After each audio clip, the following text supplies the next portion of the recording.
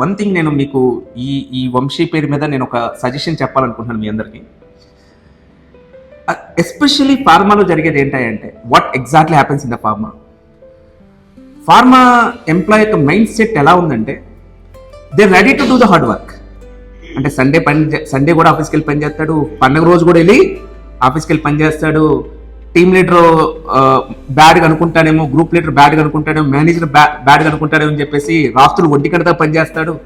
అంటే వాళ్ళకి తెలిసింది ఏంటంటే వాళ్ళు గ్రో అవ్వాలి, ఫార్మా ఎంప్లాయ్ గ్రో అవ్వాలంటే వాళ్ళకి తెలిసిన సిద్ధాంతం ఏంటి? హార్డ్ వర్క్ చేయాలి, మేనేజర్ దగ్గర మంచి ఇంప్రెషన్ రావాలి. ఫస్ట్ దీని నుంచి బయటకు వచ్చేయాలి. ఫస్ట్ ఫార్మా ఎంప్లాయ్ దీని నుంచి వచ్చేయాలి, దీని నుంచి బయటకు వచ్చేయాలి. ఒక సండే వెళ్ళి పని చేయడానికి రెడీగా ఉన్నారు తప్ప ఆ సండే రోజు వచ్చి ఒక కమ్యూనికేషన్ స్కిల్స్ నేర్చుకుందాం, ఒక స్పోకెన్ ఇంగ్లీష్లో జాయిన్ అవుదాం, లేకపోతే ఒక గైడ్లైన్స్ గురించి చదువుకుందాం, ఎస్ఆనో ఈ టైప్ ఆఫ్ స్కిల్ని పెంచుకోవటంలో ఫెయిల్ అయిపోతున్నాడు అనుకోవాలి. అందుకే ఒక మొద్దు పని చేయడానికి రెడీగా ఉన్నారు తప్ప ఒక స్కిల్ని ఎన్హాన్స్ చేసుకోవటంలో వీక్ అయిపోతున్నారు. Is it clear or not? అందువల్ల ఏమవుతుందంటే ఎక్స్పీరియన్స్ పెరుగుతుంది, నాలెడ్జ్ ఏమవుతుంది డౌన్ అవుతుంది, సాలరీ ఏమవుతుంది ఏదో లిటిల్ ఇంక్రీజ్ ఉంటుంది. ఫైనల్గా 10 years ఎక్స్పీరియన్స్ వచ్చిన తర్వాత we started to blame others. అందరినీ బ్లేమ్ చేయడం మొదలుతాం. ఈ ఫార్మా వేస్ట్, ఈ సర్కిల్ వేస్ట్, రెఫరెన్స్లు ఉంటేనే జాబ్లు వస్తాయి. బట్ రియల్ ఫ్యాక్ట్ ఏంటంటే ప్రతి సంవత్సరం ఒక సంవత్సరం ఎక్స్పీరియన్స్ వస్తుందంటే ప్రతి సంవత్సరం నీ యొక్క నాలెడ్జ్ ఎంత పెరుగుతుంది, నీ యొక్క స్కిల్ ఎంత పెంచుకుంటున్నావు నువ్వు అనేది చాలా ఇంపార్టెంట్ అండి. బట్ ఇక్కడ జరుగుతుంది ఏంటంటే మిమ్మల్ని మోటివేషన్ ఎలా జరుగుతుంది అంటే ఇండస్ట్రీలో నువ్వు సండే కనుక రాకపోతే కంపెనీ క్లోజ్ చేసే అంత ప్రెషర్ క్రియేట్ చేస్తారు. నువ్వు రాకపోతే ఇంకేమైతే కంపెనీ క్లోజ్ అయిపోద్ది అంత ప్రెషర్ క్రియేట్ చేసి నువ్వు ఆ ట్రాన్స్లోకి వెళ్ళి అక్కడికి వెళ్ళి హార్డ్ వర్క్ చేస్తున్నావు తప్ప your not improving of your skills. అందుకే ఎప్పుడు చెప్తాను నీ ఎక్స్పీరియన్స్ చూసి నీకు జాబ్ ఇవ్వడం ఎస్సానో, లేకపోతే నీ హార్డ్ వర్క్ చూసి జాబ్ ఇవ్వడం.